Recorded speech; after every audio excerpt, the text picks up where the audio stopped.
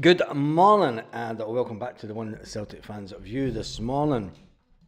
Today is the day, today is the day that we've all been waiting for as thousands upon thousands of Celtic fans descend on Birmingham. Thousands are there already. Some buses were leaving at 5 o'clock this morning. Some buses were leaving at 5 o'clock this morning, and good luck to special mention to Pat, who managed to get a ticket last night. Unbelievable. Gets a ticket for the game last night and then is away down this morning. Gets told he's getting on the bus at 5 o'clock this morning. So enjoy your day, Pat. I'm jealous, not. Of course I am. But they'll be on the road for a good few hours. In fact, they'll almost be at Birmingham by now, I would have thought. And they're going to spend the day down in Birmingham. So good luck to all the fans that are there. And enjoy the day. And as Callum McGregor says, let's finish the Champions League. Let's finish the Champions League with a positive result. It is in our own hands. It's in our own hands how far we finish up the table. It's in our own hands to, we know that we're in the playoffs, but it's all about how high we can finish up the table. And I think this Celtic team is depleted as it is. As depleted as the Celtic team is with regards to players that have left the club and players that are injured and suspended. It's going to be a funny old game tonight, and all eyes will be on Celtic. I'm sure they won't release anything beforehand, but all eyes will be on Celtic an hour and a half before kick-off when I do go live, and we'll be waiting patiently to get the team as it is announced from Celtic. And I think everyone will be looking at the bench more than anything. It'll be interesting to see who plays in what positions in backup more than anything, and who is going to play in the place of Dyson Maida. But yesterday, Alex Bailly left the club, and you got to feel for him because he obviously never got to say goodbye to his teammates in person. It obviously happened that quick. He did take to Instagram last night, and he put, "Dear at Celtic FC and Celtic fans, thank you for giving me the opportunity to join such a big and historic club like Celtic. I've made my Champions League debut and I have won the first title of my professional career. It was short, but I tried to enjoy and give my best every day for the badge and for the amazing fans. A massive part of the club. Thank you again for everything. Hail, hail." And that was Alex Bailly on Instagram who posted that picture. And one of the sad things that when you look at the post is one of the first people to comment was Lewis Palmer.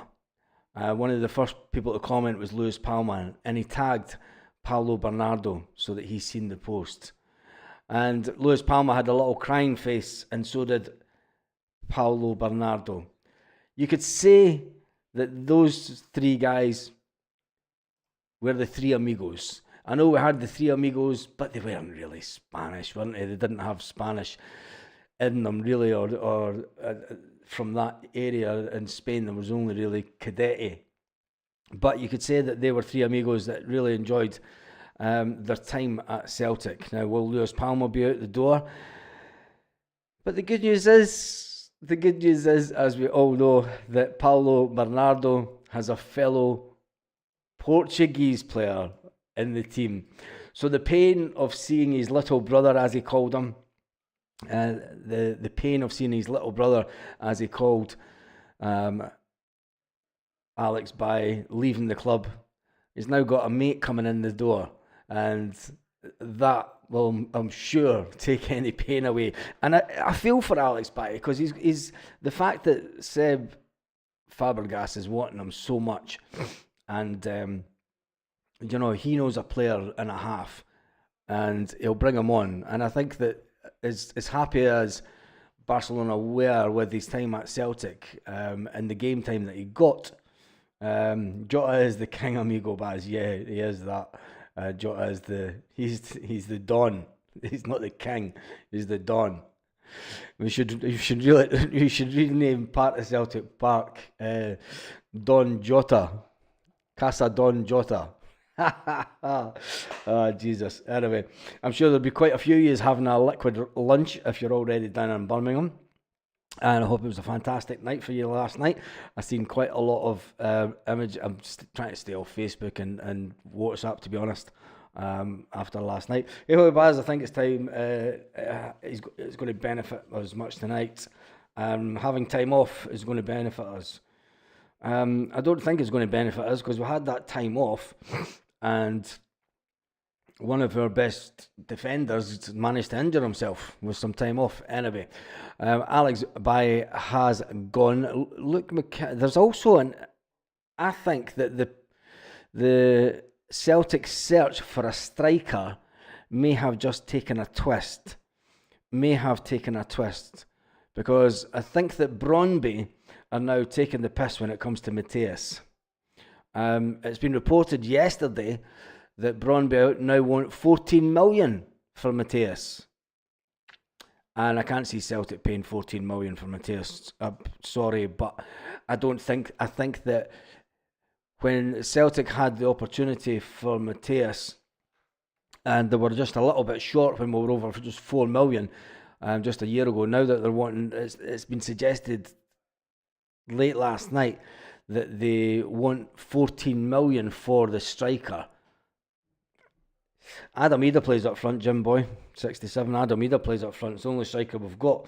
Why does CCV always seem to miss Champions League match, yet seemingly fit for the weekend? I have no idea. You need to ask Brendan.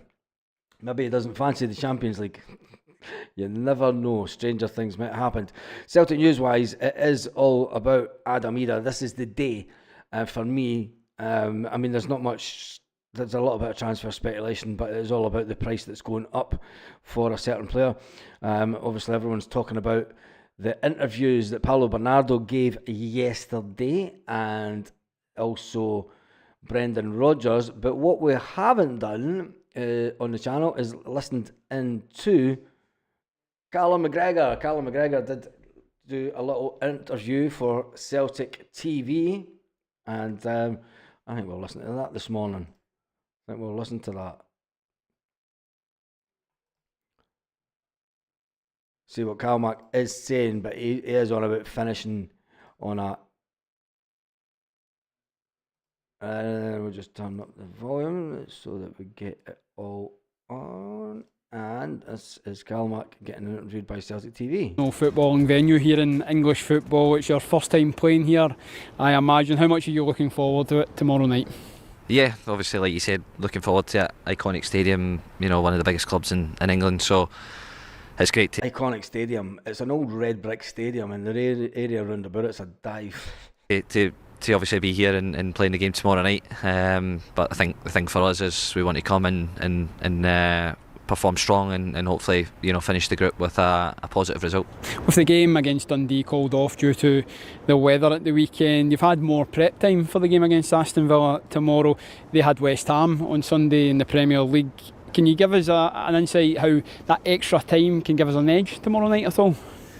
Yeah, well, obviously a little bit of freshness for myself. Obviously we never played at the weekend, but the boys trained well over the piece. And like you said, maybe a little bit fresher, but sometimes when you're in the rhythm and you're playing every 3 days, then that can also help as well. So maybe a little bit unknown in that sense, but the one thing that we want to bring is our energy and intensity to the game, which we always try and bring, and try and get speed in the ball and get them moving. And like you said, maybe we can take advantage of the fact they played at the week and like I said, try and give them to chase the ball and play at that intensity and press the game properly. So our prep's been fine. All we can focus on is what we can do, and then arrive into the game with big energy and hopefully play with quality.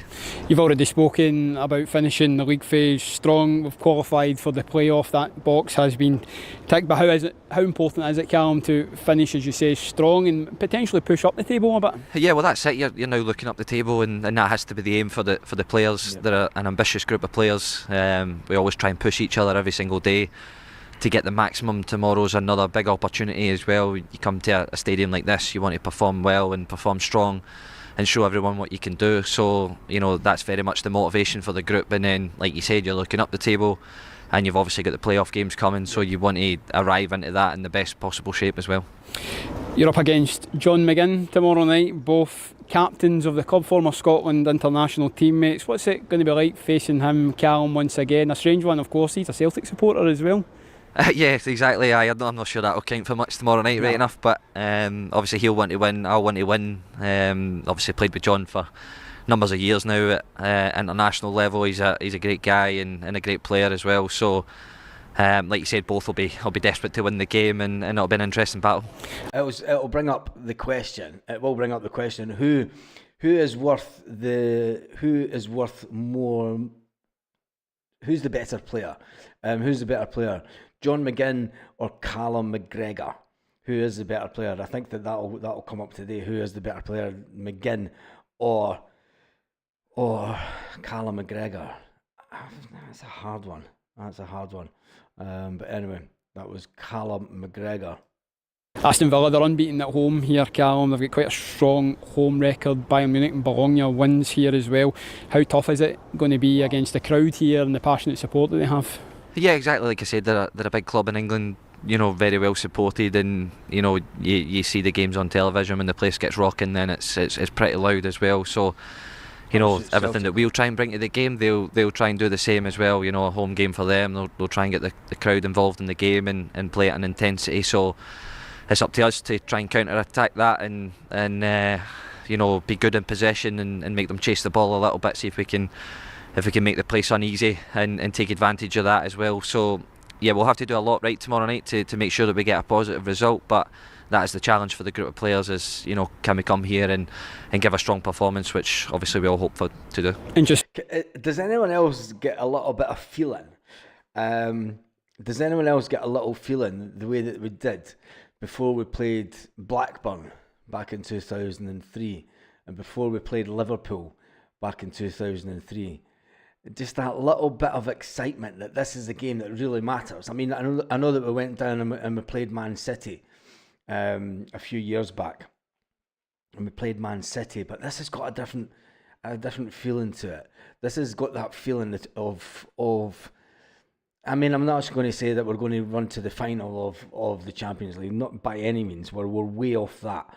We are way off that, but it just that there is that little bit feeling that if we go down and do this, if we beat them, there's a chance that we could go on to the next level, and it's just got a little. I don't know. There's something about it. There is something about it for me. And I just think that tonight could be one of those nights similar to what we had against Liverpool and against Blackburn under Martin O'Neill. Finally, Callum, I have to ask you about Jota's return. It's created a real buzz around the club. How exciting is it to have him back, and how much do you hope that he will be able to contribute towards the end of the season now? Yeah, well, that's it. Obviously, there's been a big buzz around him coming back, and it's been great. He was immense the first time around, and like you just touched on there at the end. Now the most important part is the football, and having spoken to him, over the last couple of days, he's super hungry to come back and make his time even stronger here as well. So it's always good to see when players come with a point to prove, and and they want to be successful. So once we get all the pleasantries out the way, it's down to football, and he's a top player who wants to work hard for the team. So we'll certainly do our maximum to get the most out of him, and then obviously the rest of the players, and have a second really strong second half of the season. That's what it's all about. It is about there was no winter break. This powerful heater can heat up. There was no winter break this year, which is unusual, because usually after the winter break we all know that Celtic tend to go on a bit of a run. But could that one transfer, or bringing Jota in, Jota back to the club, could that be the catalyst to drive the players forward, and drive the rest of the team forward? Because once the other players that have not played with Jota on the pitch, the other players that are getting to see Jota for the first time in training and stuff, and go, wow, this guy is as good as what he looked on the TV reels from his first time at Celtic, and that's just going to push on other players. I mean, I could see him and Nico Kuhn having friendly banter to see who could score more goals, to see who could do the more outrageous taking on of players, see who could score the more outrageous goals from distance, and I just think it's going to be a fantastic time as a Celtic fan. But that is all in the future. Today is all about the fact that we are down in Birmingham. The ads are back on. Why have YouTube changed this? Let me go back into this. YouTube have changed the setting.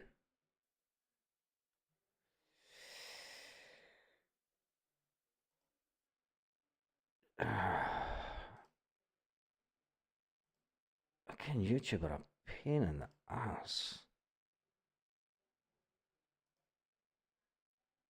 Yep, they've changed it themselves.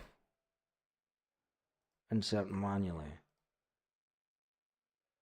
They shouldn't come on now.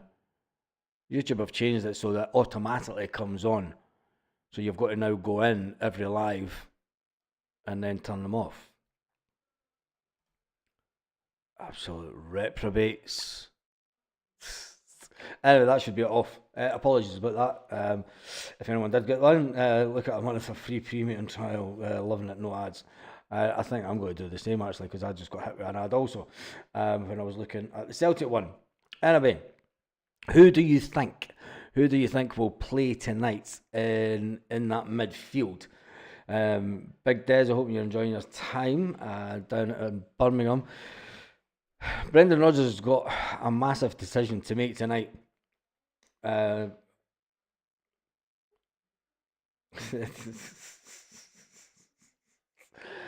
not even funny. Jota wins the battle all day. Who will win the battle tonight, though? Will it be Callum McGregor, or will it be a player that Celtic once went for? But let's not talk about that. It's in the past. It is in the past.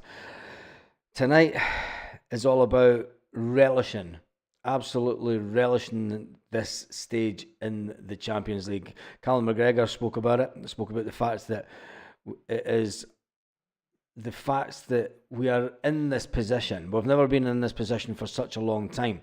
The players have got a chance to become absolute heroes tonight by winning away down in England. Kaiser, there's nothing like legends. Bass takes it off. Oh, Kaiser, you're a cracker. Barry Ferguson and George Albertson midfield tonight. What for the Huns? Jesus. Anyway, who do you think will start tonight? Tell me in the comment section. I'm going to go for Alistair Johnson, Austin Trusty, and Liam Scales, and also Greg Taylor. That's going to be my back four.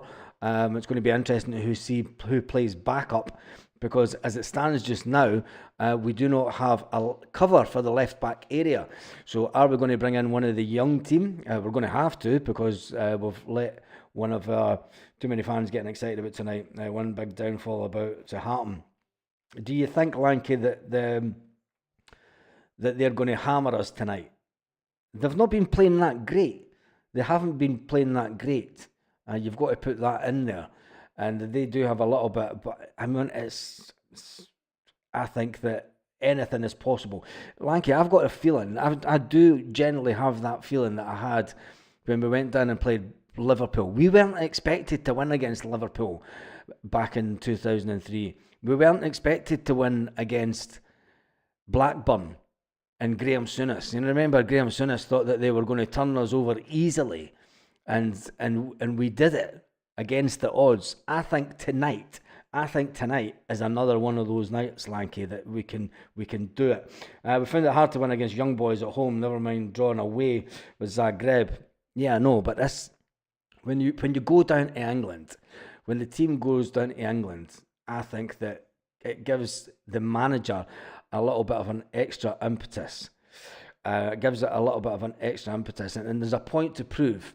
Callum McGregor will want to come out on top against his fellow captain tonight. He'll want to prove, Callum McGregor will want to prove on that stage that he could walk into any team in England. Callum McGregor will want to boss that midfield and show teams in England why he is one of the best midfielders in the game. And if he does that, who replaces Dyson Maeda? That's the big one tonight. The midfield's a big one as well. I'm going to go with Callum McGregor in midfield, Rio Hatate, and I'm going to start Arne Engels.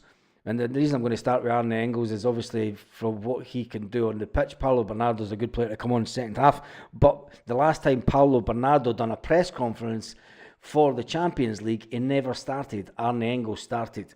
So I think that's my thinking behind it.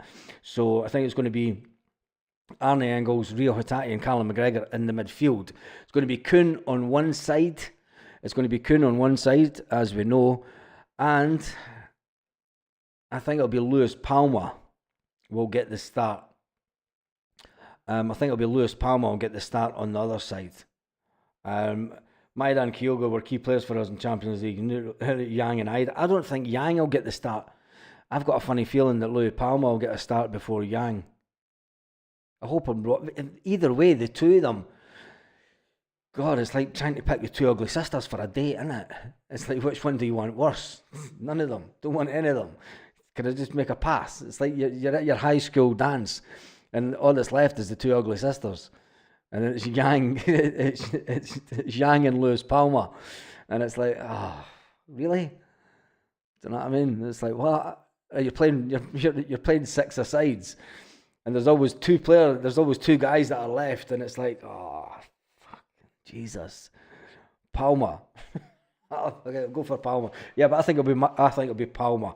I think it will be Palmer.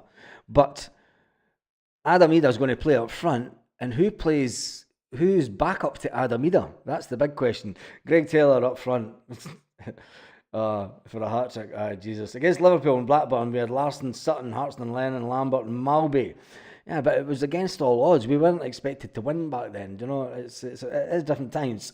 It's going to be Lewis Palmer last game, if we ever see him on the pitch, though. I don't think so. I don't think that it'll be...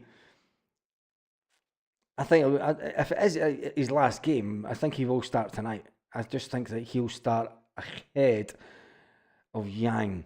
It's like, I'm sorry, but I don't mean this in a bad way to both players, but it is like trying to pick the two ugly sisters at your high school dance. You're left at the end, and it's like, fuck. Just close your eyes and go. Maybe that's what Brendan Rodgers has done. Anyway, I'm sitting out the motor having a dub, and there are about 10 Tims all in beer garden.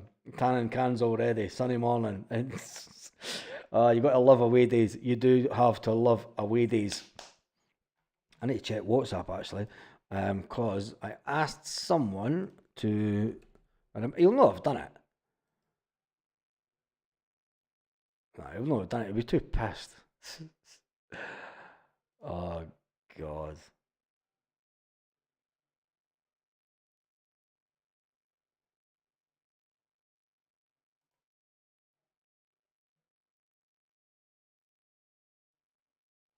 I'm just reading what's up. Anyway, morning Baz from Free Derry.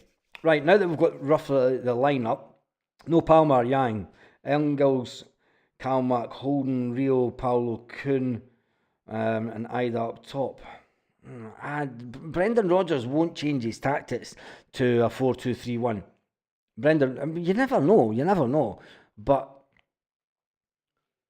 you never know. Brendan Rodgers. The best chance for players like Palmer is to show their talents if they want to move. It is the best place for them to show their talents, but I just think that tonight is one of those games. Will Brendan Rodgers changed it tactically to the way that he did against Atalanta?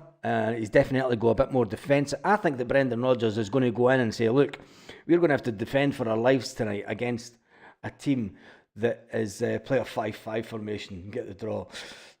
I think Celtic are going to try and hit on the break real fast.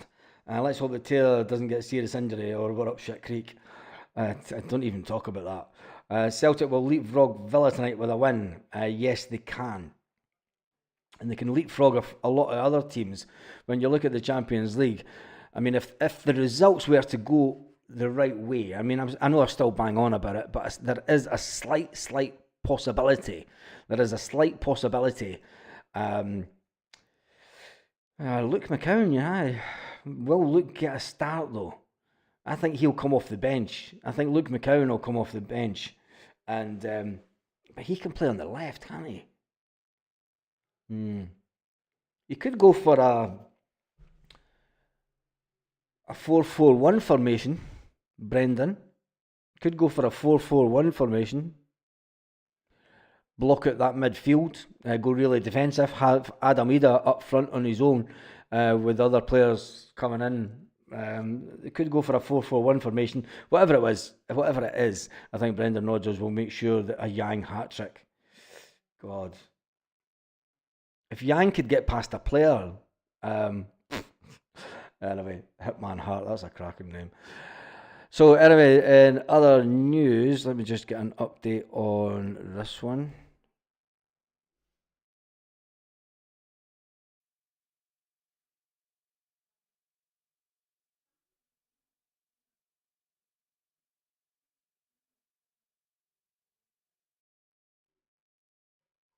Alex Bye. There's a lot of news about Alex Bye.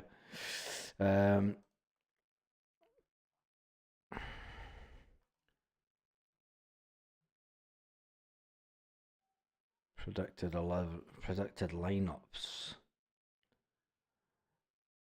It's not really the lineup that gets me, it's the bench. It is who Brendan Rodgers puts on the bench. I mean, a lot of people are going for Yang.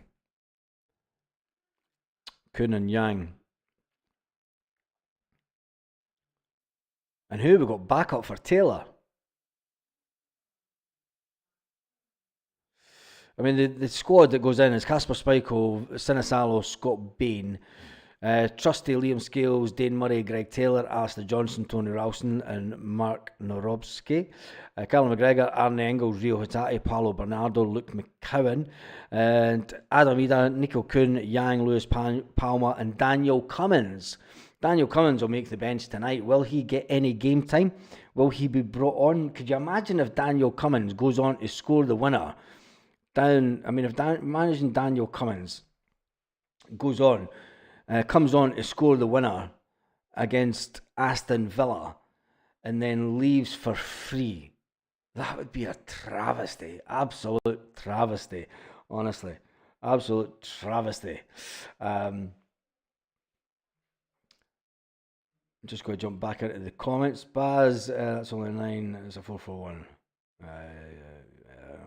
Dave, I'm not even thinking about it. Is Kenny even registered? I don't think he is. I know it's a 4-4-1. I meant a 4-5-1. Jesus. Told you, no coffee. I need to get coffee first thing in the morning. Anyway, that's me done and dusted for this morning. It is one of those quiet mornings because, let's face it, there's roughly about 3,000 Celtic fans all down in Birmingham or on their way to Birmingham. Their buses on their way as we speak. And I will see you. I don't know if I'm going to do a live this afternoon. If there's any news comes out this afternoon, we'll jump on and do a live. If not, I shall see you 1.5 hours before the game today. Could be an interesting day because there's still transfer speculation kicking about. And the fact also that I think that everyone is just going to be sitting now and waiting to see what happens with this team tonight. Dave Martin says, Jed got a run about. Villa have a lot of Celtic fans in their support. Cheers, Bars and Troops, says Big Dez. Jason Lee says, remind John McGinn that he wants Scotland to win. Johnny Kenny can't be added until the 6th of February because he's already been played in Europe. Yeah, Johnny Kenny's not part of the Celtic because he was out on loan. Ben Doak scored a lovely finish for West Brom at the weekend. Who cares? Anyway, on that note, have an absolutely fantastic day. It's the calm before the storm. It is the calm before the storm. Lit. Roll up to the party, roll up to the party, roll up to the party, roll up to the lit. Roll up to the party, roll up to